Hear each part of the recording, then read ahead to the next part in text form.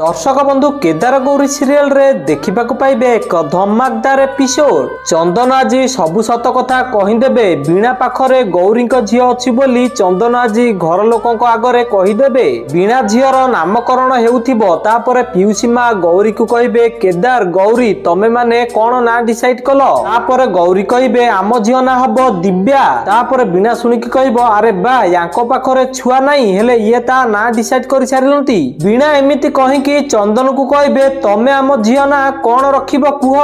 वीणा एमती कहले चंदन कहे मु भाबुची। तापर वीणा कहे तमे भाबुच जे सेमती भाबुच। तापर गौरी कहे अरे झगड़ा कहीं लगुच दुई जन गोटे ना स्थिर कर। तापर चंदन गौरी को कहे तमरी झील तो तमे जहा कहब ता ना सेया हब। चंदन एमती कहले घर सब लोक पूरा आश्चर्य होंकि चंदन को चाही रहिबे। तो दर्शक बंधु आपण मानू कौन लगुच चंदन कहू कहू गौरी को सब सत कथा कहीदेले कि जदि हाँ ताल कमेंट रे येस लिखि दियंतु। आउ आपण माने जदि चाहुचंती चंदन सबु सत कथा समस्त को कहीदऊ आउ गौरी को तांको झील फेरई दऊ ताले वीडियो को लाइक करी चैनल को सब्सक्राइब कर दियंतु।